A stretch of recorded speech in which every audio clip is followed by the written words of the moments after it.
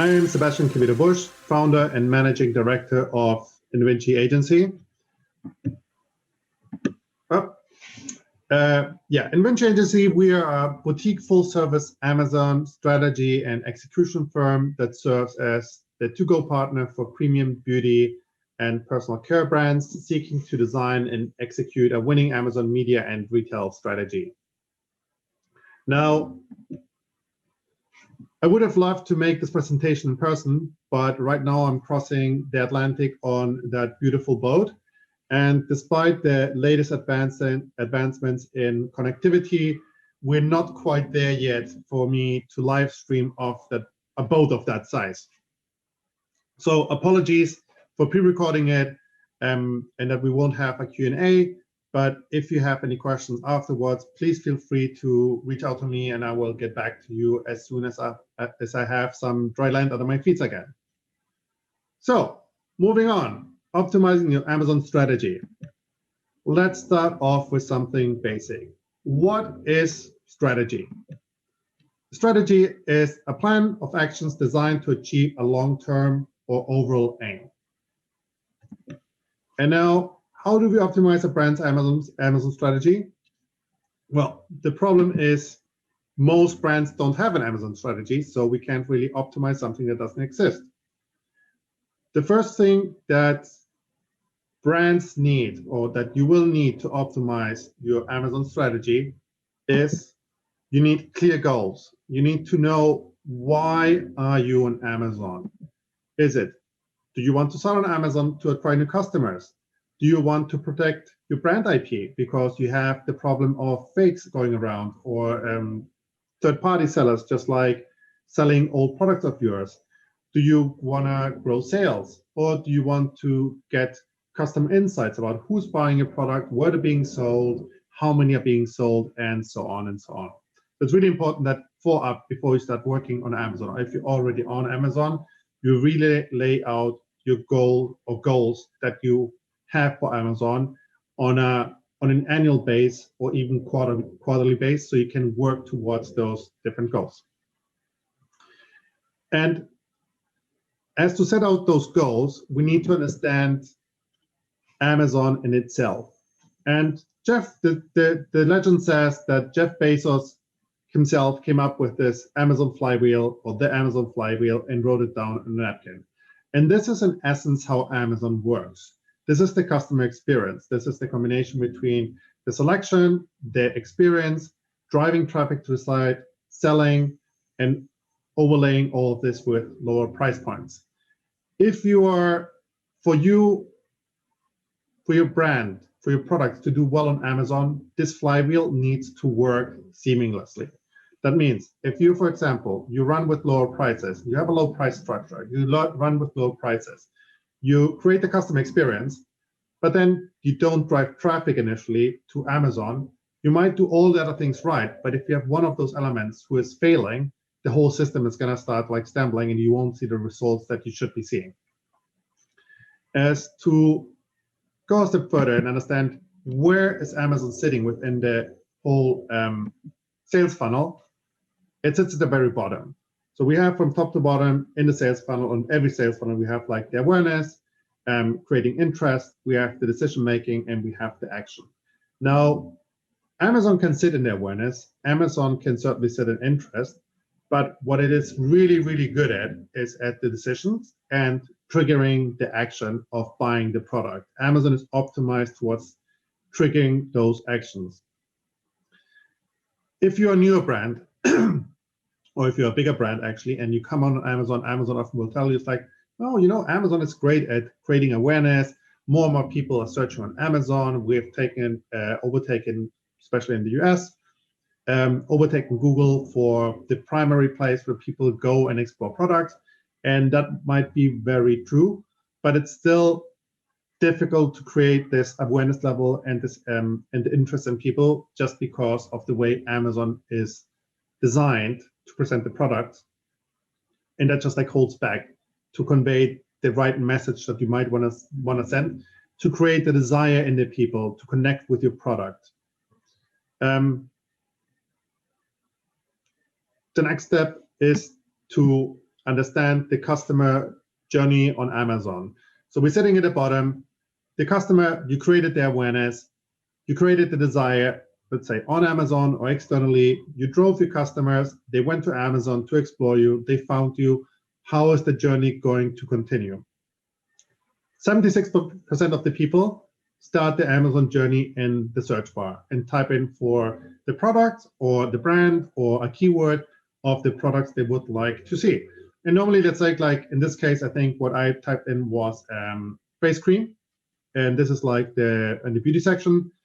And what you find is this. So the customer lands on the search result page, and it will be confronted with all the images and all the text. And here's where the first part of the optimization process starts. You want to have the right images. You want to have the right text. And the right images is always a little bit of a subject because Amazon has quite strict rules around it. But you want to present your product in the best way possible. And that raises the question, do you want to present your primary product, or do you want to present it with the secondary packaging around it? How do you convey the best? How do you get the most out of it?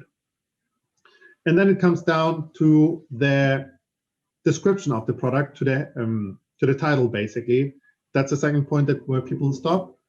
And in that title, you want to convey the main information. And the main information for your customer may vary very drastically depending on your product. Because if you have a very high-end product, a luxury product, you don't really want to go into the direction of extending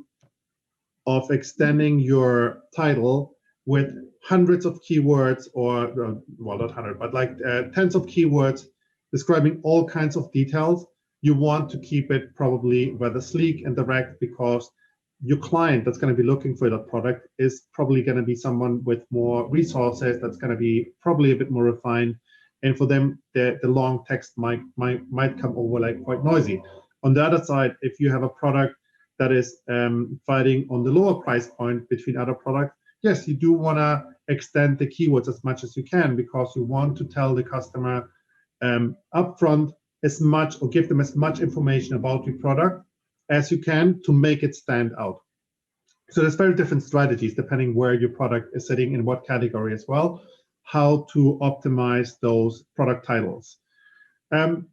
Once someone has selected your product, you caught their attention, you had the right title, and they get onto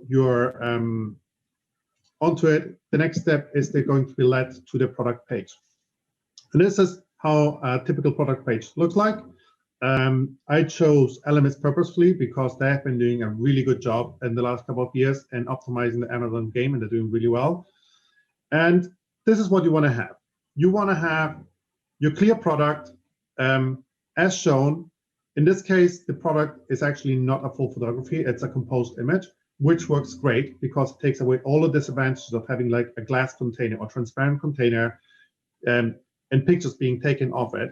You want to have, for sure, on the left side, you can see to the main image, and you can see the product carousel.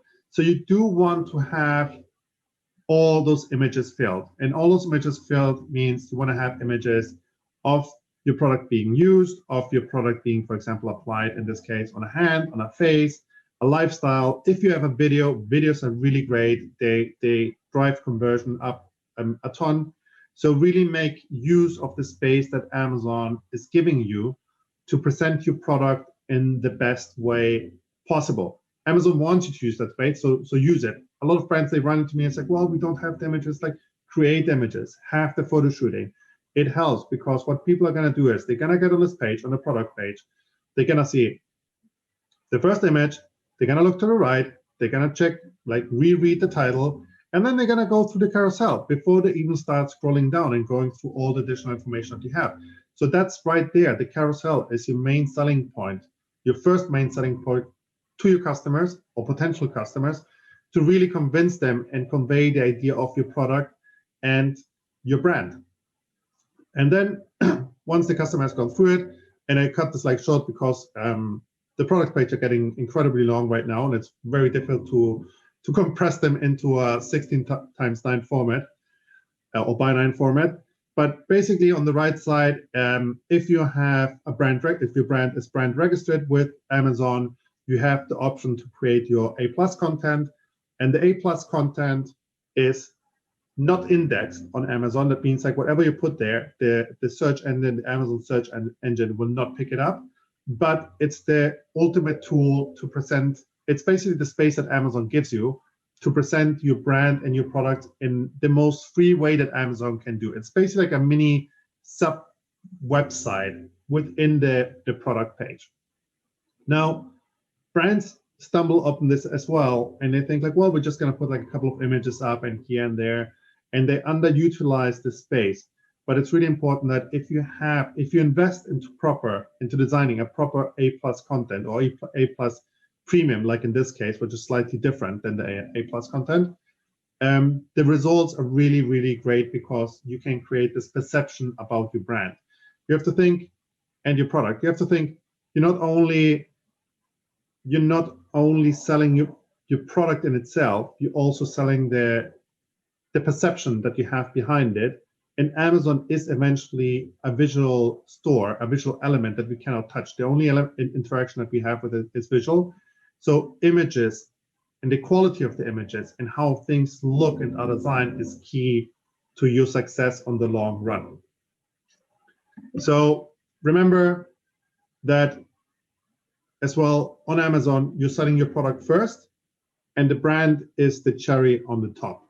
And this goes for all the products. When you design all of these things, consider every product individually, rather than having the brand in mind and then just like the products going with it. Now, the next part is to understand Amazon itself.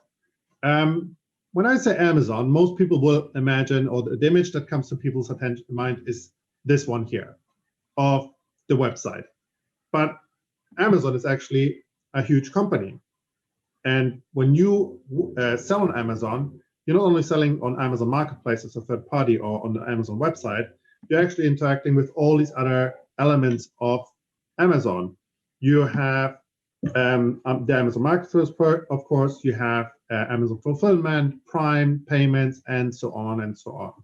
So once you start working with Amazon, you have to keep in mind to not underestimate the number of touch points that Amazon has with your customers. It's not just the Amazon website.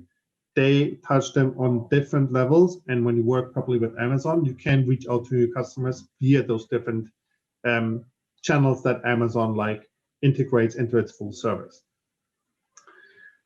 Understanding this, understanding the size of Amazon and how wide-reaching it is, there are basically two very straightforward ways of dealing with Amazon. The first way is the Amazon way, and the second way is the Amazon way. And why is this? Because Amazon Seller and Vendor Centrals are self-serving interfaces that allow Amazons to interact with hundreds of thousands, if not millions, of selling partners globally on a scalable way. Unless you are Nike or Apple, Amazon will not go out of the way to really accommodate you. It's up to you to use the tools that Amazon gives you and leverage them in your favor. It's up to you to really make the best out of it. Amazon wants you to success, but unlike traditional retail, especially if you're a vendor, the vendor-Amazon relationship can be quite tricky because brands expect Amazon to behave like a traditional retailer and accommodate them and send them back confirmation for POs. And Amazon doesn't do that. Amazon, they give you the information, but they expect you to go onto Vendor Central, find the information and check that everything is okay. Why? Because, well, you're just like a drop in a really, really big pond, a pond that Amazon wants to fill. Amazon wants to sell all the products in the world. They want you to sell your products on Amazon, but because of the volume and scale of these operations, they can't really afford to go out of their way and accommodate you individually, because just it's not doable. They don't have the manpower, or it would be excessively expensive to do that.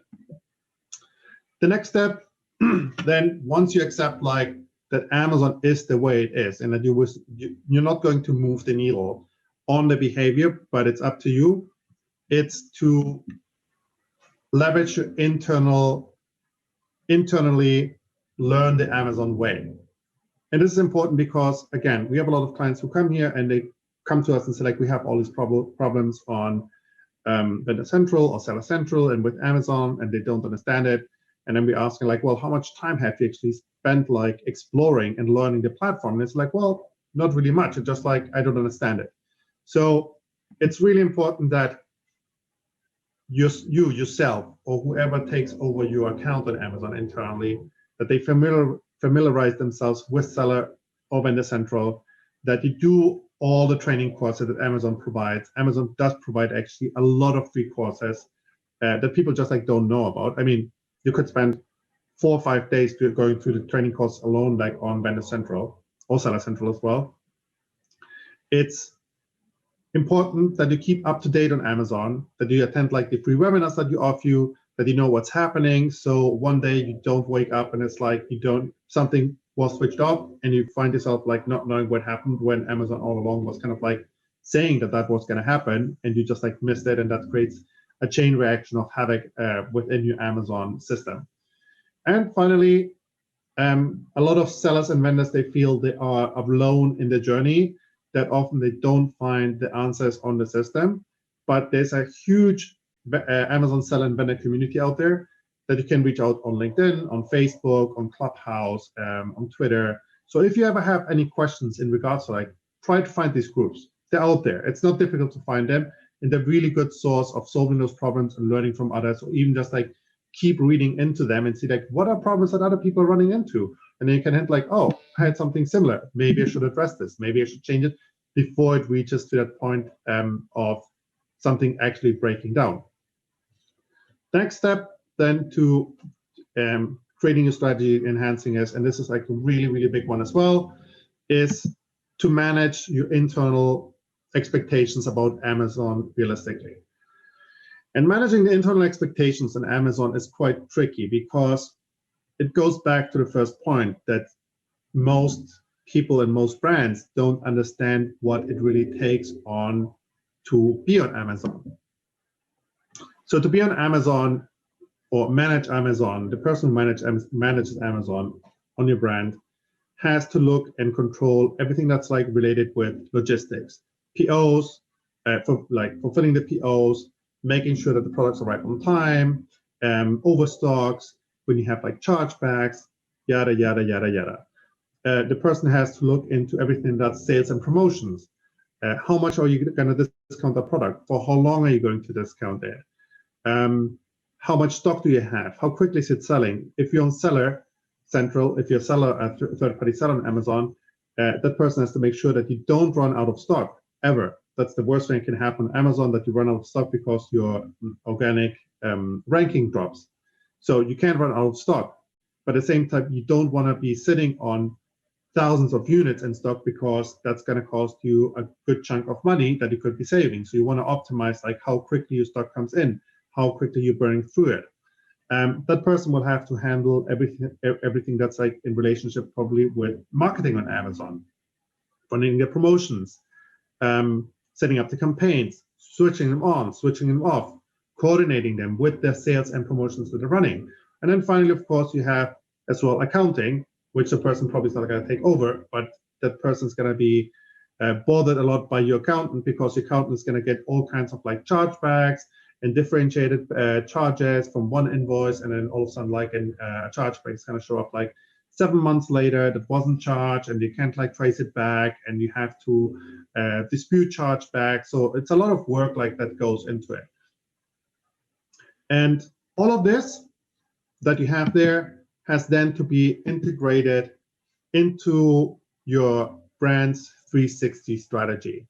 And that means basically, and this is like the big problem, that you need 4 or 5 people or 4 or 5 different departments that address Amazon at the same time.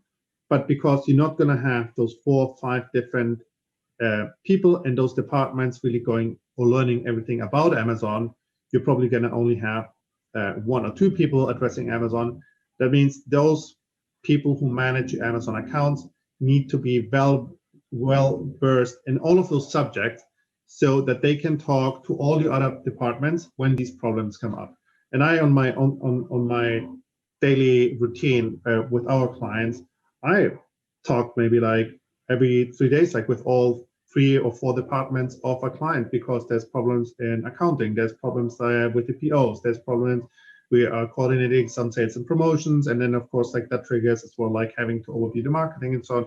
So the flow of information between what your brand is doing outside of Amazon and what it's doing on Amazon needs to be really, really good, so that whole flywheel doesn't come to a stop. So it's really important that you integrate Amazon into your brand's 360 strategy, that you integrate like what marketing you're running on Amazon, you're running off Amazon, what promotions, for example, you're running on Amazon, off Amazon. The typical problem there is that if you're a vendor, especially where you don't control your prices on Amazon, and your product, let's say you're selling to 3 retailers and you have your retail price or the list price on Amazon, and it happens to be that those 3 retailers, they run one runs a promotion for 2 weeks in January, the second one runs a promotion for 2 weeks in February, and the third one runs 3 weeks promotion in late February and early March. What is going to happen is Amazon is going to price match those retailers because of the flywheel, that they want to have competitive prices, and that's going to lead that your list price on Amazon is going to drop throughout most of the time, because it's basically going to look on Amazon's side that your product is constantly being discounted. And what is going to happen next is then, because that will eat into Amazon's margin, your vendor manager is going to get to you and say, look, this product is great, but you told us it was going to sell, for example, for 15 pounds, and it happens it's selling now at 10 pounds. We're not making our margins that we agree. You need to give me a better price. I need to make my cut, and you need to drop your price, for example, to let's say 8 pounds. So you do want to coordinate that your products then outside of Amazon are not discounted like on off for long periods of time through different channels, but really coordinate them, like hopefully have everyone discount like a product in January or in February or in March or during the whole month or doing 5-6 weeks or whatever it takes. But that's kind of like really, really important to get that like cross information right, so you don't step yourself, you don't step on your own feet. Because this subject about like managing the accounts is so widespread, this leads us to the next point about who manages then your Amazon account. So for your Amazon account of any given size, you should account for at least half a headcount for your operations. And on top of that, you probably want to account for at least half another headcount for your Amazon and marketing. But that's the very, very bare minimum. If you are having, let's say, you're aiming to having what, like a turnover of like 2 million, or let's say like you have 130 products that you're selling on Amazon, you're probably going to have someone dedicated overviewing the Amazon operations. You're going to have someone dedicated overviewing the day-to-day operations. So you have someone on the strategic level, you will have someone on the day-to-day operations, you will have someone probably on logistics, just fulfilling the POs that Amazon is sending over, because Amazon, and this is if you're a vendor, but Amazon won't be sending you a single PO, they will be sending you 16 POs each Monday, and then another 15 on Wednesdays that go out to 15 different fulfillment centers, for example. So the headcount and the amount of people that you need to assign to Amazon can increase quite quickly. If you're a smaller brand, or even like the given size that I just gave you, the question is then often, who do you hire? Do you put someone junior, or do you put someone more senior? And the problem that we see with our clients is often that if the person who is driving Amazon, so let's put it that way around. What we see often is that naturally, because brands go and they see Amazon as a traditional, like, or as another sales channel, they assign it to someone more junior and say like, here's Amazon, off you are, make it work. But because Amazon requires often some more high-level strategic approach, like on long-term promotions, like what are you going to promote on Prime Day? if you have a certain limit of how much you can discount your products on Prime Day, who's going to be allowed to take the decision to go beyond that? If Amazon, for example, approaches you and says, we would love you to be in our Christmas calendar, but you have to give us 40,000 units for free to put it in there as a promotional package, who is in your organization will have the say to say, yes, let's do this, let's go ahead, and not hold back. If that person is too junior, often what happens is all these initiatives that help you grow on Amazon and they help you move forward get held back because they cannot convey necessarily the idea, they can convey all the benefits that the upper management would like to see. So it's quite like important that you have someone on your account who has a clearance to kind of like go the full way, or at least like the person who is in charge of your account has a dedicated person in the middle or higher management to kind of like help them push these ideas through and really make Amazon work for them. And the last point of this, like who and how to manage your accounts is, and I'm only putting this in here because I get this asked all the time, do ex-Amazonians make a good account manager? Should we hire them? The answer to that is it depends. It depends who you're hiring and what you want them to do, because the advantage of ex-Amazonians is when you hire them, you have to look very closely what role they fulfilled at Amazon and what was like the day-to-day work. Because on Amazon, it's quite common that Amazonians get very specific roles with very specific functions, and within those functions they become very, very knowledgeable and really, really good. But because they're so specialized, they often lack like the broader spectral, the broader view. So you have to be looking into how much of a strategic level did that person manage actually on Amazon, or how much specific information did it manage, and then take the decision how that goes, or what requirements you have for your Amazon role and what you want to get out of your plan, right? The next part to optimizing is, and this is like the next step forward, and where a lot of brands step into, is basically planning and budgeting. A lot of brands think they can just like go on Amazon a little bit like last minute and show up and say like, well, I don't know, Prime Day is in June some point, and they show up like mid-May and say like, hey, can we still get on Prime Day? And yeah, that ship has sailed. Or they show up like in September and it's like, hey, can we still get on the advent calendar? It's like, nope, that ship has also sailed.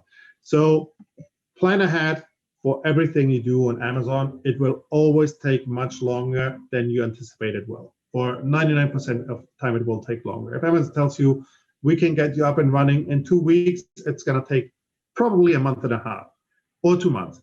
Maybe Amazon can get you like up and running in 2 weeks, but maybe within your organization, it's going to take like an additional like 2 weeks because someone's on vacation or on annual leave.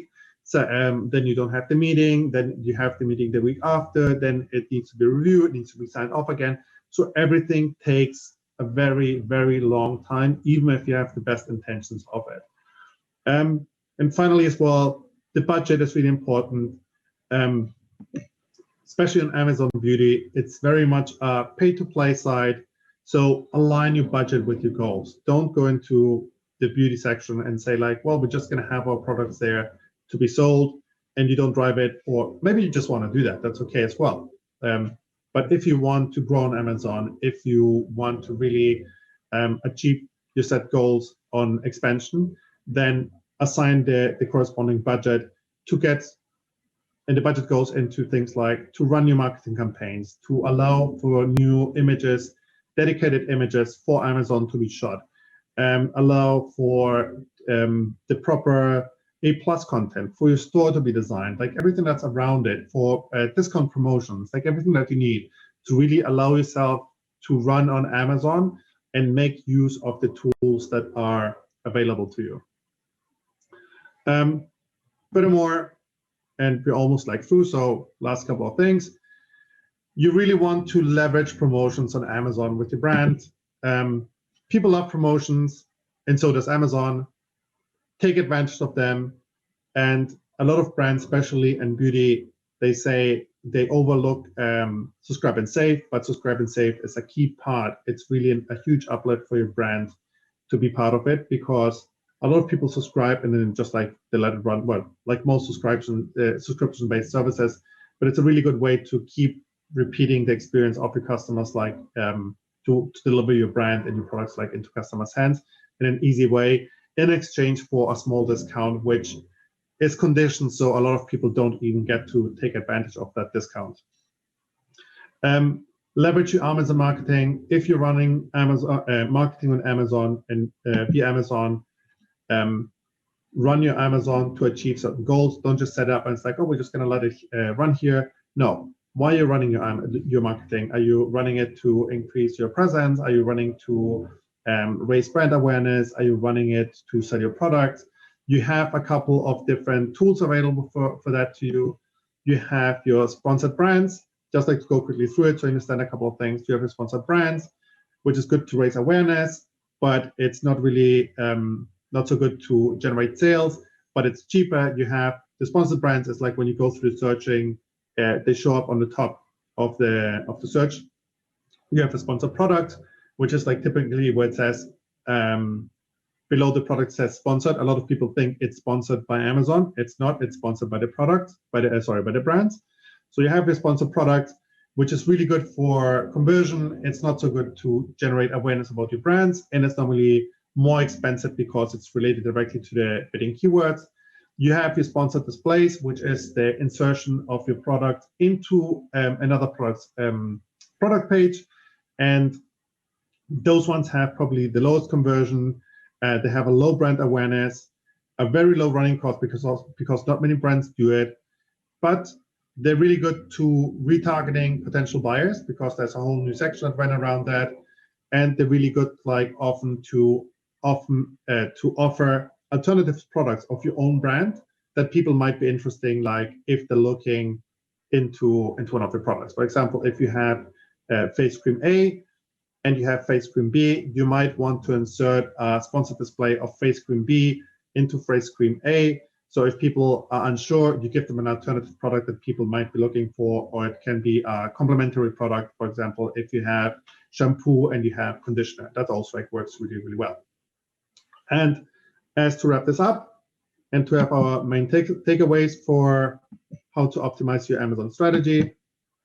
No, there we go. First, understand what Amazon is, how it works, and why your customers are there. They're there because it's convenient, it's easy. Familiarize yourself and do a deep dive into the Amazon way. There's no way around it. You do have to understand how Amazon thinks and works for you to be successful on it. Align your internal expectations so you get the resources, you get the right staff for it to run it, which is like point number 4 as well. Like appoint the right and sufficient staff. Don't understaff yourself on it because you think like, well, you know, it's just like another e-commerce site. We can just like wing this. Plan and budget ahead as to allow you to achieve your goals. Lean into where Amazon is best in its class about price, selection, and convenience.